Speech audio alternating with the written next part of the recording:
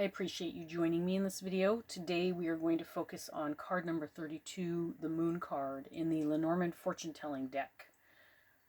Before we get started with the pairings of this card and how the Moon modifies other cards in a reading, we are going to get to know the card all by itself very well. To help us do that, I have this book right here, The Art of Lenormand by Alexander Musrick. I like to use it to help me focus on what I'm talking about with each card. And so let's get started. So the Moon card, card number 32, you can see the playing card insert at the top of the card is the Eight of Hearts. The keywords for the Moon card, reputation and intuition.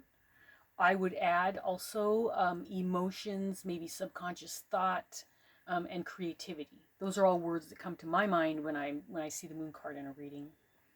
Alexander Musrick writes about the Moon card. He says, "The moon by your side foretells that fame and honor is yours in any of your ventures. Your creativity and work are being acknowledged. It's a time that you should appreciate and use to open new doors." The message of this card is to dream big. For the body, the moon represents the menstrual cycle, which makes a lot of sense and super easy to remember, right? The moon cycle. It also I can't talk. It represents the womb and menopause. The timing of this card is evening or the moon cycle, so it could be a month's time, right? The influence of this card is positive. The nuance is mood. Archangel associated with this card is, this is a new one for me, Haniel. I'll spell it Haniel, and I'm not sure I'm pronouncing that right. Haniel. The planet is the moon, of course. The zodiac sign for this card is Cancer. If the Moon card comes up in a love reading for a single person, this could represent that a romantic partner is coming forward. If the Moon card comes up in a love reading for somebody who's in a relationship, the message could be that there's romantic time that's being spent together. In a health reading, this could be doubts and worries.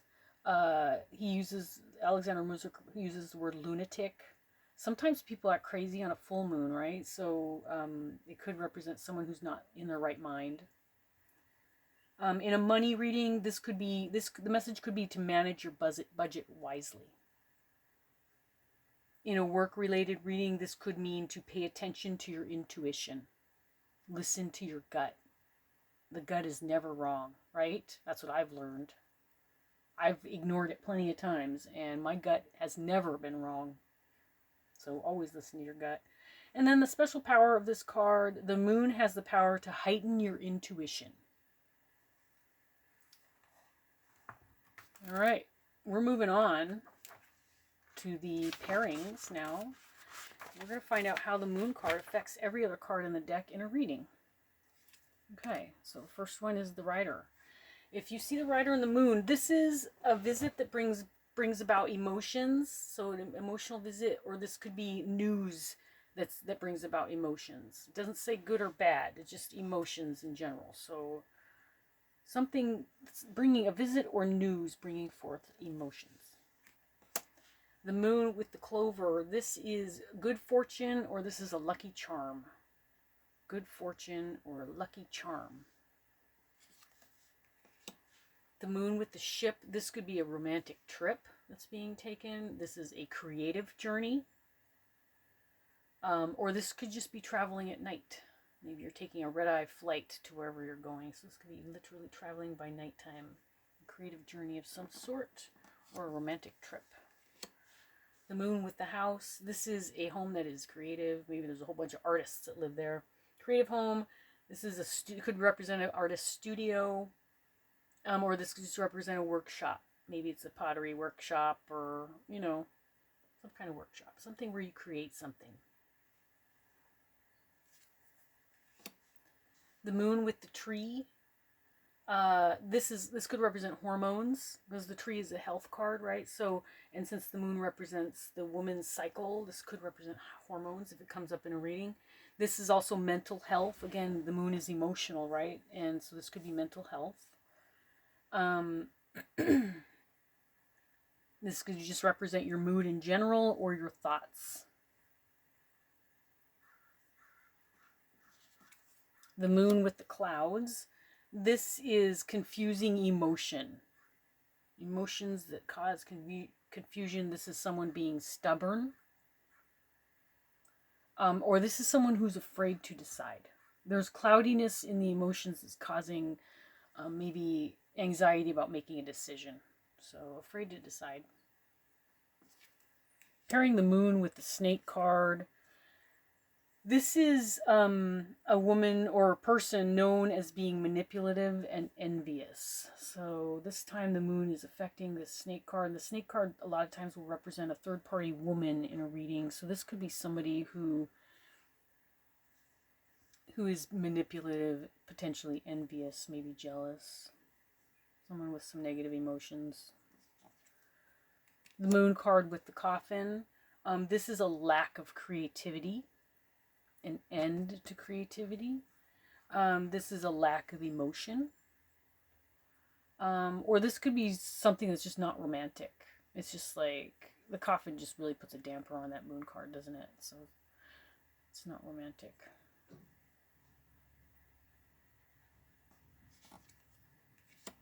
The moon card with the bouquet. This is beautiful artwork. If you're thinking of the moon in terms of creativity. So this is a beautiful artwork. This is a masterpiece, or this is romance. Both cards are very romantic, so this could represent romance. The moon card with the scythe. This is an emotional breakup, an emotional ending.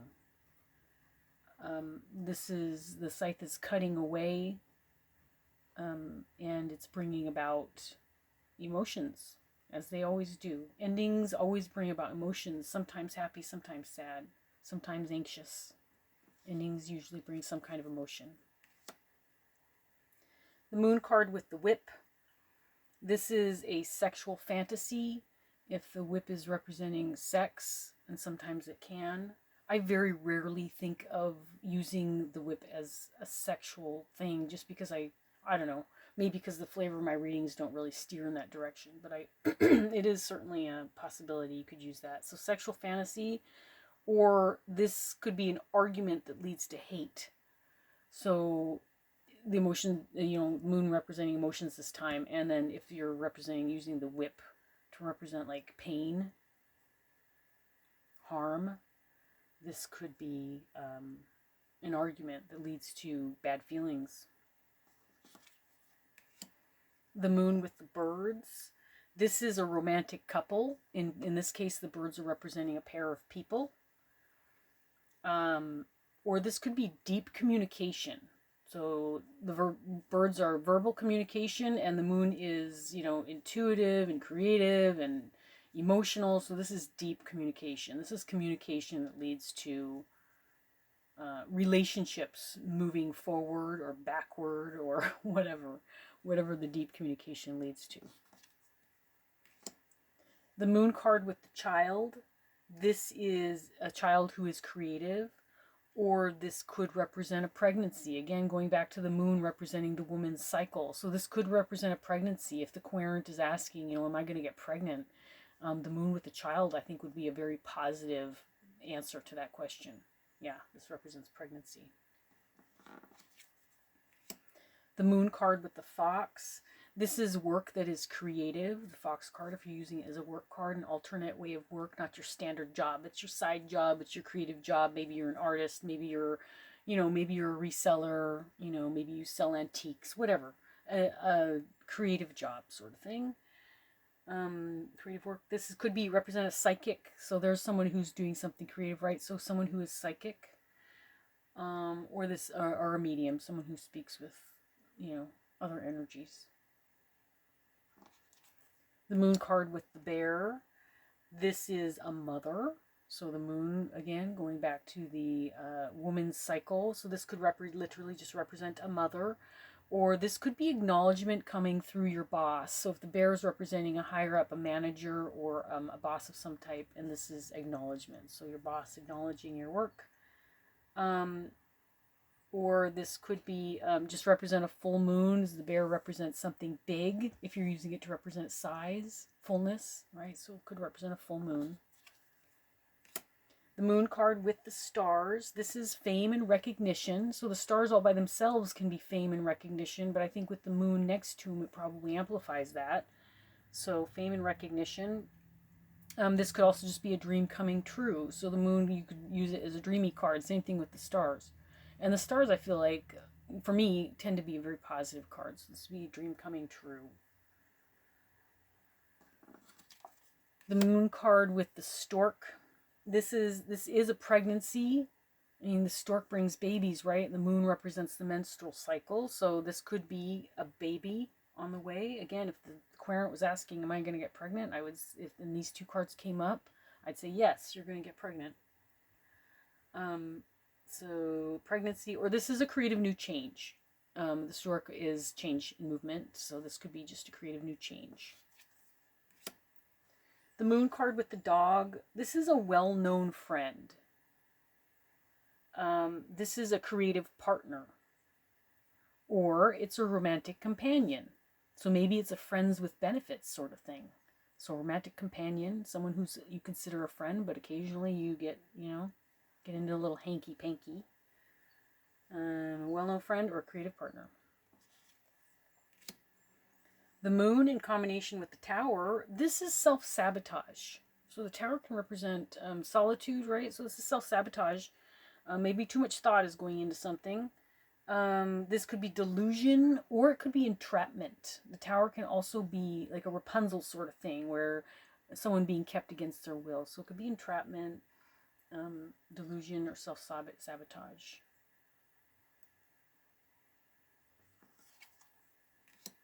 The moon with the garden. This is public recognition. This could be a group that is creative. Maybe this is a group, maybe this is a dance group, or maybe it's a musical group. So this could be a creative group of people. Or this could represent a workshop. I don't know if I would think of that. I don't know if I would think of workshop. I might think of workshop, with the tower, because the tower can represent a building. But, if that works for you. The moon with the mountain. This is a lack of creativity, or maybe it's a block to the creativity. Blockage or a standstill, some kind of challenge. Maybe there's an emotional blockage that's causing creativity to just be stagnant. So, blocked creativity. This could be also, emotional blockage comes to mind, obviously, because the moon card can be just emotional, but creativity as well. So, that makes sense to me. The moon card with the crossroads, this is a choice that is creative choice, maybe thinking outside the box. This could be just representing an intuitive decision. So again, we mentioned earlier, the moon can represent your subconscious, maybe your intuition. So an intuitive decision.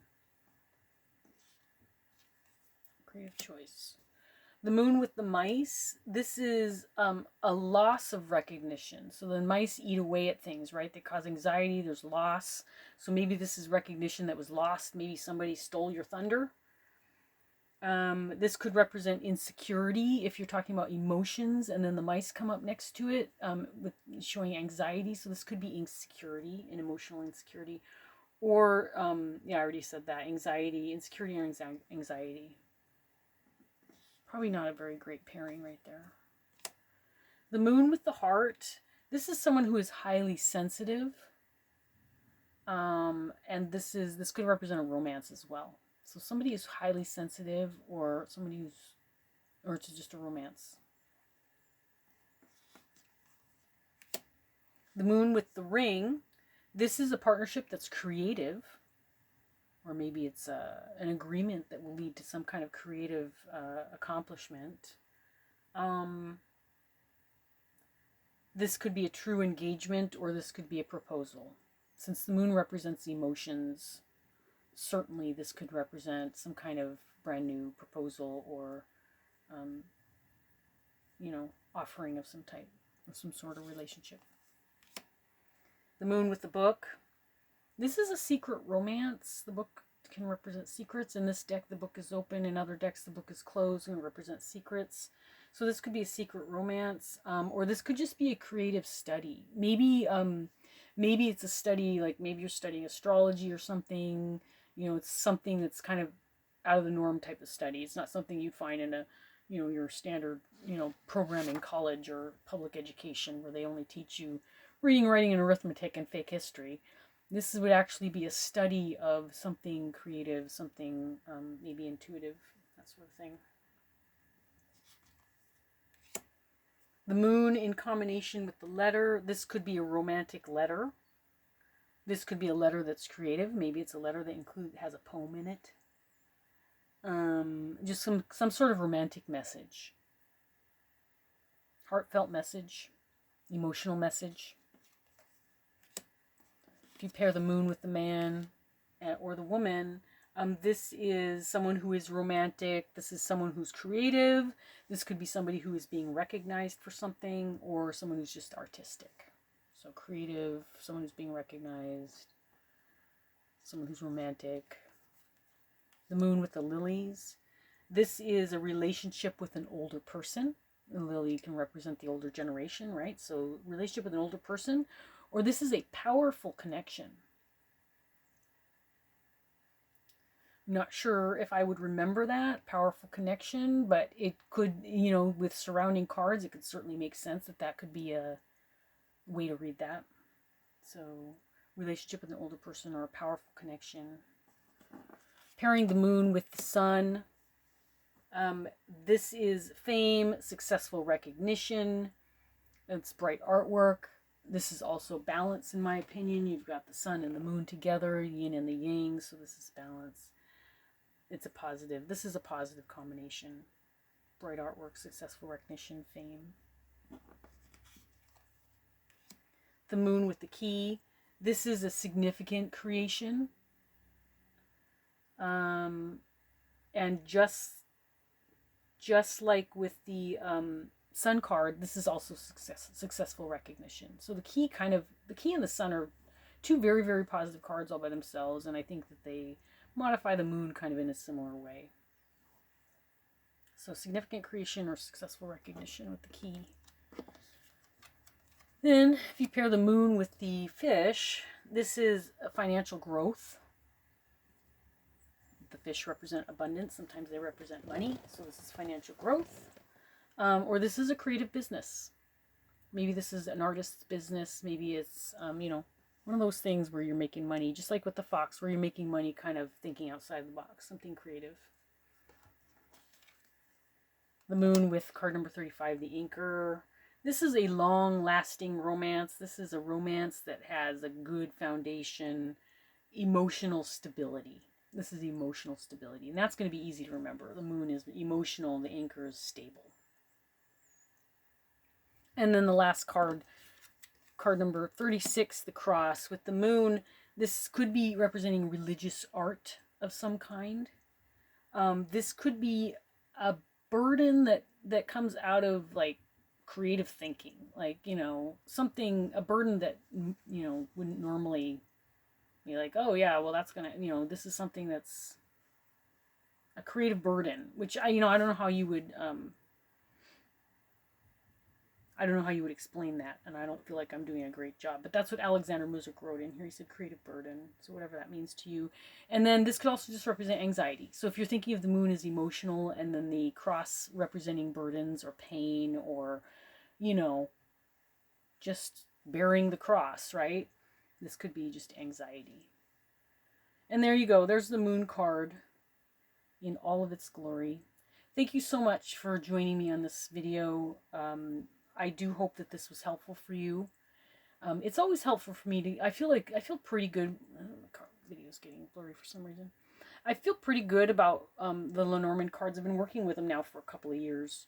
And when I first started doing these videos, the intention was to help me learn the cards. But since I've taken so long to do these videos and I've been working with the cards all along, I do feel like I know them pretty well. But it still helps me to go through this book and talk about the cards independently like this, because then it kind of gets into my head a little bit more firmly. So I do hope that this helped you as well. I enjoyed doing it, and I hope to see you on the next one. Thank you so much.